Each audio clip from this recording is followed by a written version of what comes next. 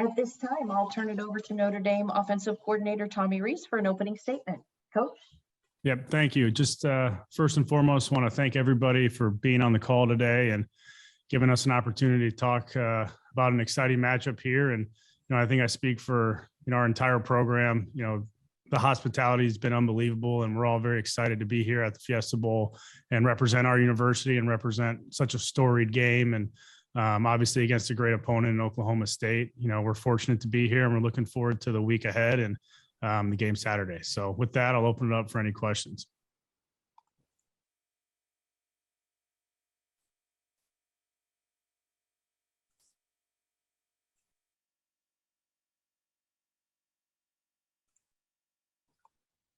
Barry, go ahead, Barry. Yeah, Tommy, this is Barry Trammell with the Oklahoman. Of course, you've been involved with the Irish as a coach and a player. I know Brian Kelly's not necessarily a popular figure these days around South Bend, but it seemed like in the last 10 to 12 years, he and his staff and players have sort of revived Notre Dame football. You guys have been national contenders several times. What's been the process to get Notre Dame football back to the level where you obviously believe it should be? Yeah, I'll start off by saying I still think Coach Kelly is pretty popular and held in high regard, and a lot of people that are part of this program and people that he's impacted, myself included, played for him. He hired me back here as a young coach, promoted me as a young coach. I know there's a lot of other individuals within our program that have been here that share that sentiment towards Coach, and there's really no ill will towards him throughout this entire change and process. I think what Coach did over his time at Notre Dame needs to be respected in the way that it is. And look, he built this program back up. He had, 2 playoff appearances, a BCS championship appearance, undefeated seasons. But past all of that, he built the culture into a place where it's really strong. And he built the culture into a place where it's strong to the point where, we felt like we can seamlessly get into this transition because, there's a very strong culture already laid down. And, I believe Coach is going to do the same thing down in Baton Rouge. And, we wish him nothing but the best. Let's go to Pete Sampson. Tommy, I think when this game was announced, there was a chance for you guys to sort of stress test the offense, going back to Cincinnati, Wisconsin early in the year. Now that, 2 freshman tackles, no Kyron Williams, has that perspective changed anymore? And I guess, what are you hoping to learn most about the offense against Oklahoma State? Yeah, the perspective hasn't changed. Our goals are still our goals. We want to go out there and put together a good performance. We've had a next man in mentality all year. So I think it's fitting here down the stretch that we're, faced with more challenges. But we have a ton of belief in the guys that are here to play. We have a ton of belief in Chris, in Logan, in Audric to go out there and represent that room and our level of play to a high level. We have a ton of belief in our young offensive linemen. We're excited as heck to see, others contribute and fill in for Josh. And obviously you never want to see something like that happen, especially to a veteran, but it gives more opportunities to go play at a high level. And look, we know how talented they are on defense, and we got to put our players in a position to be successful. And that's what we aim to do. And I know we have a lot of guys that are extremely hungry to go get after it and play this game. Let's go to Patrick Ingle.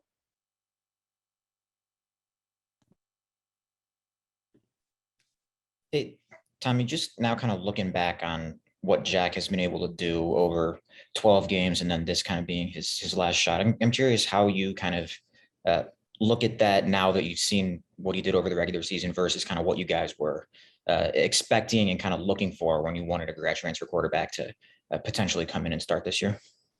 Well, he's standing about 7 feet from me right now. So I think everything that we thought we were getting in Jack,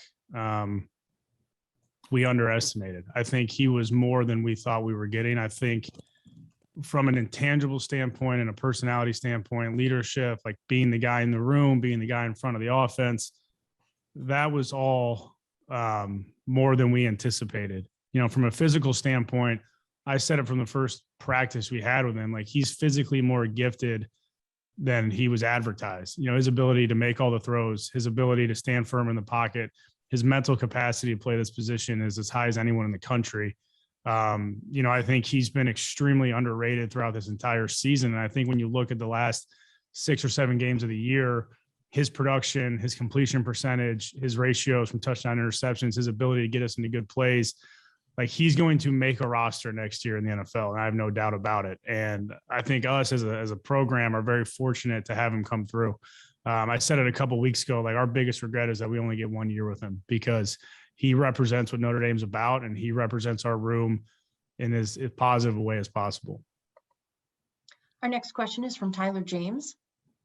Hey, Tommy, I'm curious, with Oklahoma State having so much time to game plan, some sort of scheme to try and prevent you getting the ball from Michael Mayer, what kind of challenges that in sort of being creative to get ways to get him open? Yeah, they've shown it throughout the year. They've played other good individuals. The kid from Iowa State, they had some things on third down to double him. So that's clearly part of what they do. I think the biggest focus for them will probably be third down. How do we get a couple, people around him on third down? The kid at Iowa State, they literally put 2 guys on him and said, hey, we're going to take him away. And, you saw that if you watched the NFL, that you saw that against the Packers a couple of weeks ago. And, clearly third down, critical downs, maybe red zone, that will be part of what they want to do. There's a lot of unknowns right now with their defense, obviously with the change in coordinator and extra time to prepare and what they want to do. We got to be multiple in how we use Michael and make sure that we don't become stagnant with where we want to play him and find ways to create opportunities. And look, if they want to double him, that usually means we got a favorable matchup somewhere else. And so we got to make sure that we're seeing that and adjusting to it. Let's go over to Len Clark. Tommy, can you talk about the dynamic of being the offensive coordinator for this particular game as opposed to preparing for previous games? And then secondly, what is the point of emphasis and practices for the offense this week? Yeah, I don't feel a whole lot different. I think we still are going through our same process of making sure that as a staff, we're all on the same page, making sure that our players understand what we're trying to accomplish, making sure that they're prepared to go win a football game.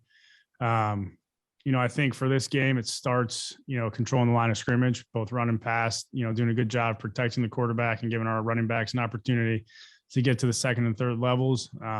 They're extremely talented. They're good up front. They have some depth. So, for me, this game starts in the trenches, and that's not just the line. It's the tight ends, it's the quarterbacks making sure that we're in the right protections and right calls. It's the running backs chipping in. So that takes a collective group to make sure that we're able to protect and run the football. The wideouts have to get open, and they have to block for the quarterback or block for the running backs as well. So when you talk about winning at the front and winning at the line of scrimmage, it really comes down to all 11 of us, being on the same page. Robert Allen.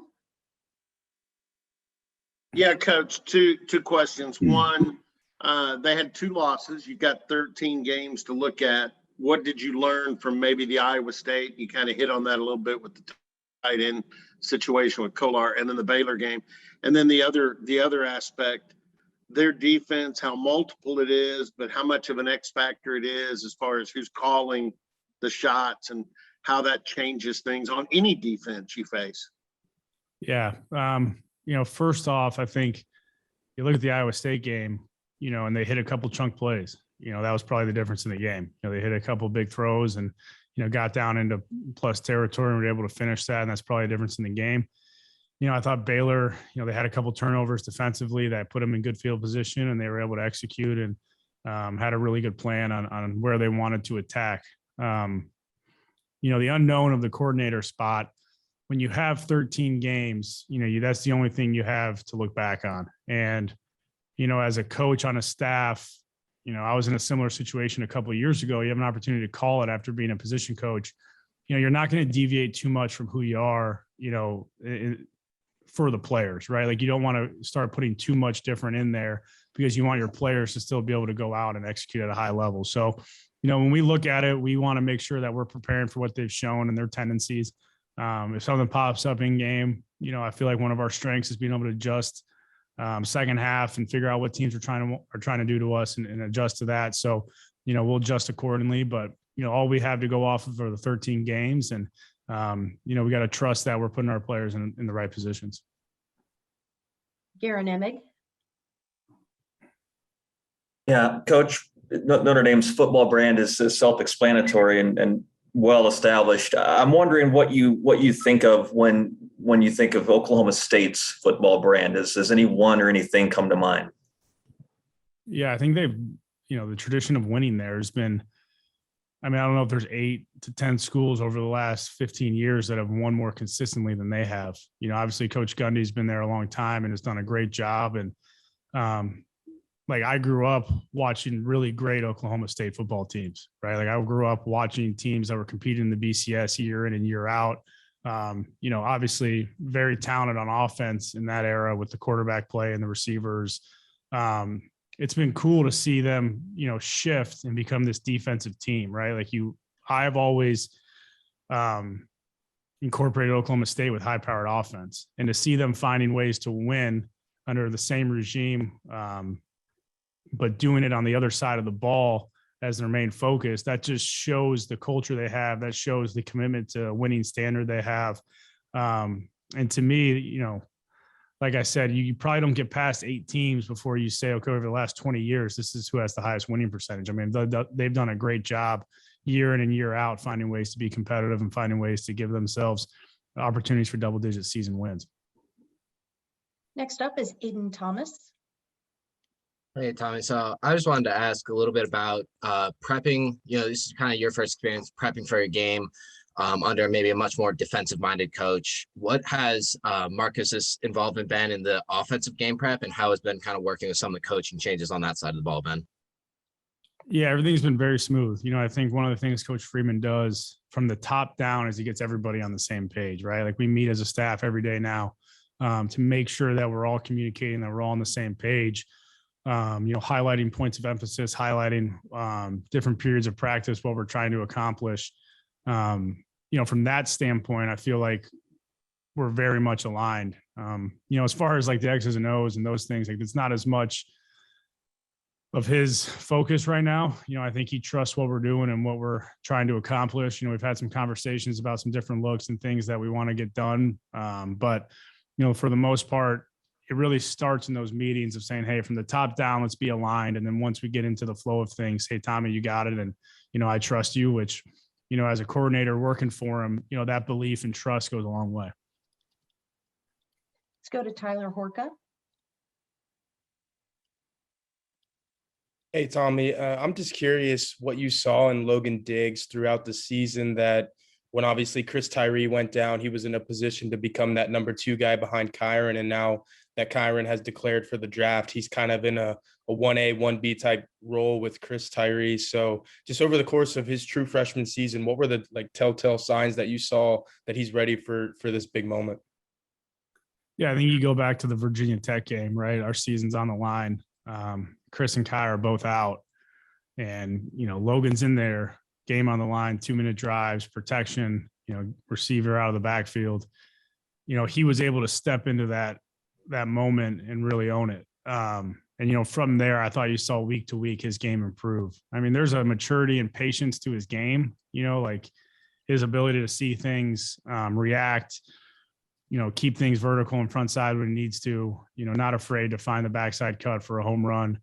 We saw that early in camp. And so we saw week to week his preparation leading him to an opportunity to play. And, we're excited for him and Chris to get this opportunity to go play extended number of snaps. And then, same thing for Audric. He's gonna have an opportunity to make an impact. And, you saw him, play well in some limited snaps down the stretch here. And, we want to see that, moving forward with, the first group and going against the first defense.